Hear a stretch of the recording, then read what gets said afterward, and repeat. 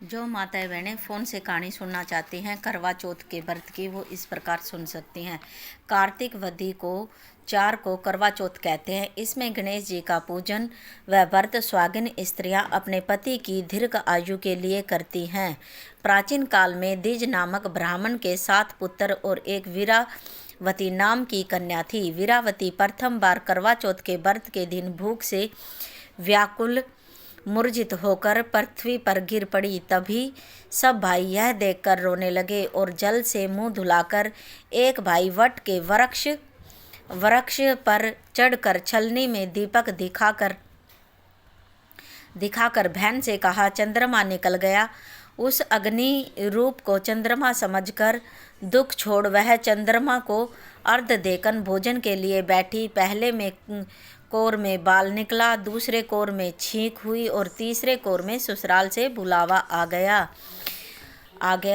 ससुराल में उसने देखा कि, और आप सोचोगे कि उसने मायके में व्रत क्यों किया, क्योंकि पहले लड़कियों की छोटी में शादी कर दी जाती थी और बाद में कई साल बाद गोना होता था और शादी के बाद ही लड़कियां करवा चौथ का व्रत करने लग जाती थी।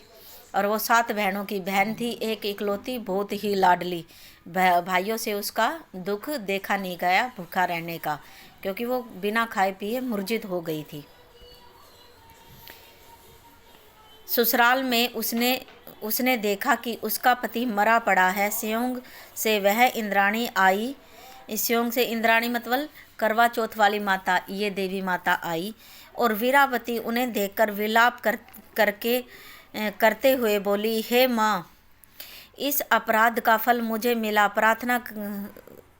प्रार्थना करते हुए बोली कि मेरे पति को जिंदा कर दो। इंद्राणी ने कहा कि तुमने करवा चौथ का व्रत बिना चंद्रमा को अर्घ दे दिया, मतलब कि बिना चांद निकले ही चांद को पानी दे दिया। ये उसकी बड़ी भूल थी। व्रत को करो तो पूरा नियम अनुसार करो, ना तो करो ही मत, श्रद्धा अनुसार करो। यह सब उसी के फल से हुआ है। अतः तुम 12 माह के करवा चौथ के व्रत व करवा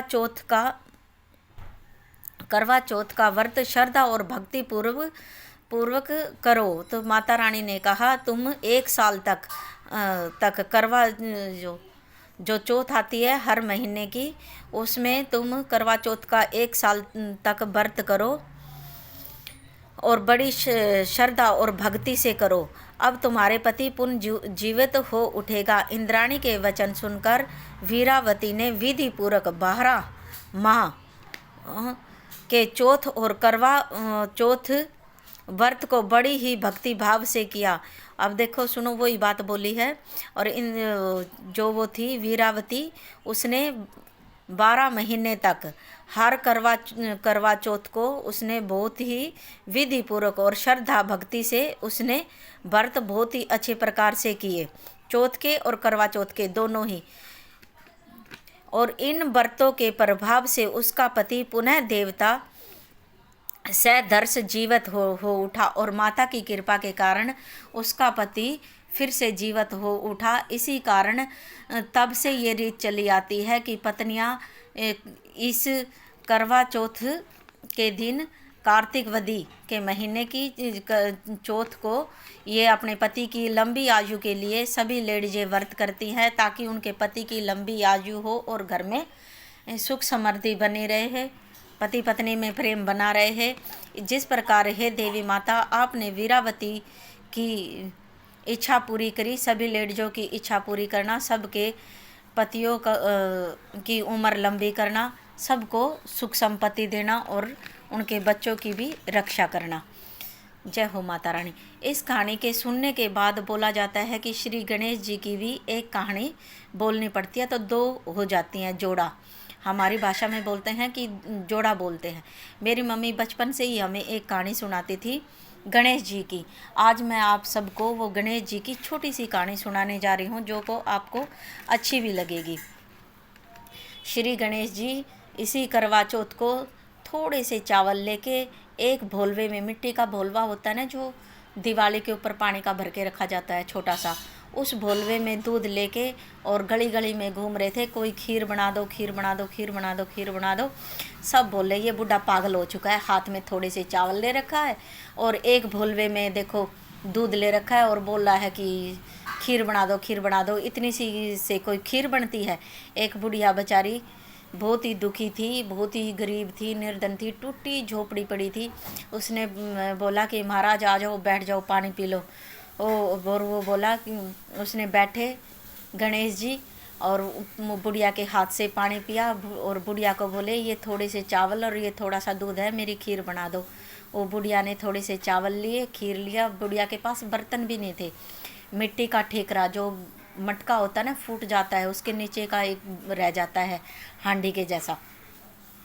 उसने उसमें उसको डाल दिया और नीचे चूल्हे में आग लगा दी, खीर बनने लगी। और तभी गणेश जी कहते हैं कि गणेश जी एक बूढ़े का रूप लिए होते हैं। वो बोलते हैं कि सारे गांव को न्योता दियाओ कि तुम्हारे घर में आज जी मनवार है। वो बूढ़ी बोलती है कि महाराज जी मेरी इज्जत रखना, ये थोड़े से चावल और थोड़ा सा ये बोला, मैं बैठा हूँ यहाँ पे, आप जाओ और सारे गांव में न्योता दियाओ। वो बुढ़िया भाग के सारे गांव में न्योता दिया जाती है कि आज मेरे घर में खीर का भोजन करने के लिए आ जाना। सारा गांव आ जाता है और खीर जिम्मनवार चल जाती है, सब खा लेते हैं। खीर बढ़ती जाती है, बढ़ती जाती है, खीर ख़त्म ही नहीं होती है। देखकर बुढ़िया भी बहुत खुश हो जाती है और श्री गणेश के पैर पकड़ लेती है, क्योंकि आप कोई आम इंसान नहीं हो, कोई दिव्य शक्ति हो।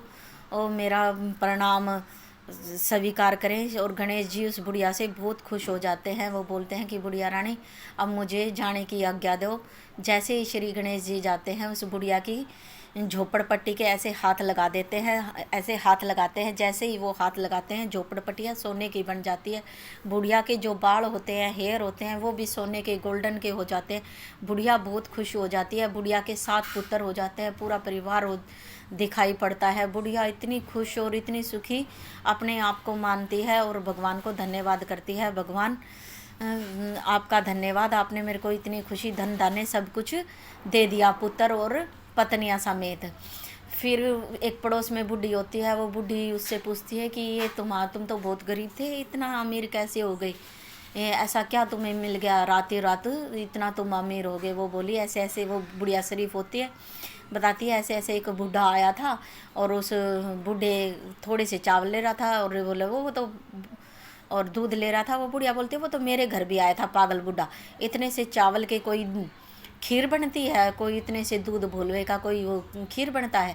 और सारे गांव में घूम रहा है नल, वो ही महाराज मेरे मालो माल करके गया है, जैसा जैसा मैं बताती हूँ तू वैसा करना। फिर अगले दिन फिर गणेश जी एक बूढ़े का रूप लेके गली गली में घूमते हैं गांव में।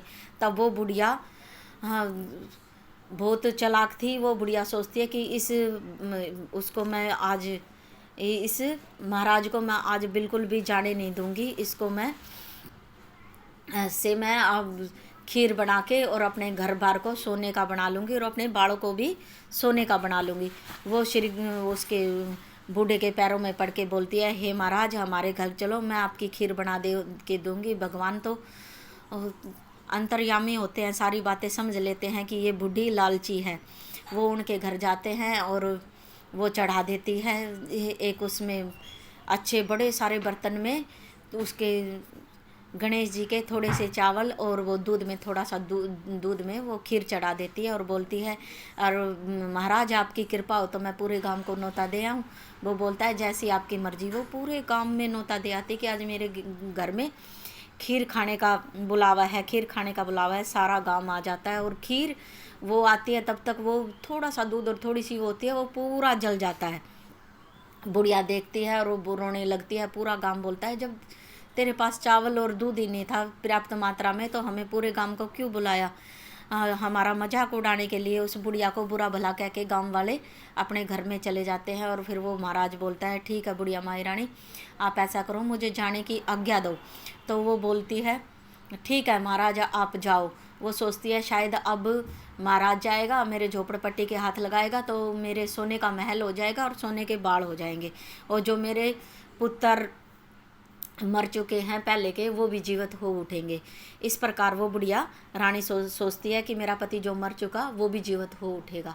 तो जैसे ही श्री गणेश जी उस लालची बुढ़िया के झोपड़पट्टी के उस घर के हाथ लगाते हैं, तो उसका और जो घर था उसका तो अच्छा घर था, उस बुढ़िया से पहले वाली बुढ़िया का गरीब था, उसका अच्छा था, वो बिल्कुल झोपड़पट्टी हो जाता है, उसके बाढ़ में ढेरे चढ़ने लगते हैं और घर में सारे घर में गोबर ही गोबर हो जाता है, और वो और भी दुखी हो जाती है, और भी बूढ़ी हो जाती है, और उसके जो और भी जो बच्चे होते हैं वो भी ऐसे बीमार बीमार से दिखने लगते हैं। वो बुढ़िया अपने ऊपर बहुत शर्माती है कि मैंने ऐसा लालच क्यों किया, और भगवान के जाके पैर पकड़ लेती है, हे भगवान मुझसे गलती हुई है, मुझे क्षमा करो, मैं लालच में आ गई थी, अब की बार मैं कभी भी लालच नहीं करूँगी और ना ही मैं किसी का अपमान करूँगी।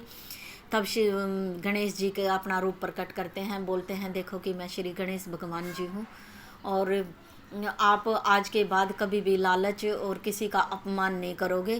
फिर बुढ़िया बोलती है, हे भगवान मुझे माफ़ करो, मैं कभी भी लालच और किसी का अपमान नहीं करूँगी, घमंड नहीं करूँगी।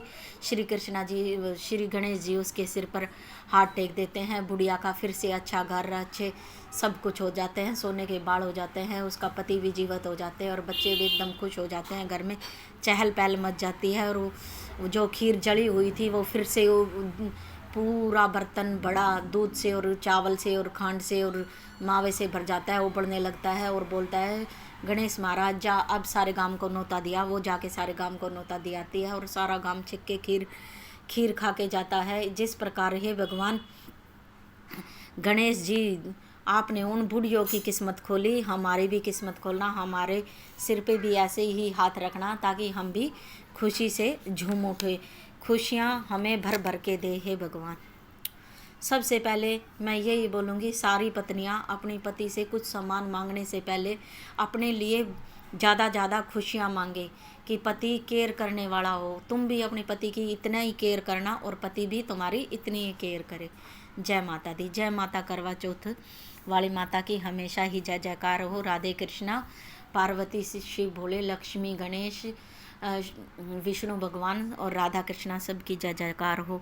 हे माता रानी, सभी मेरी बहनों की इच्छाएं पूरी करना। आज के दिन जो भी मांगे उनकी इच्छाएं करना, उनके पति और बच्चों की लंबी उम्र देना उनको। मैं तो यही बोलूँगी, हे माता रानी सभी लेडीज़ों को खुश रखना, मेरी सारी बहनें खुशी हों, मेरी माताएं बहनें और मेरी बच्चियाँ।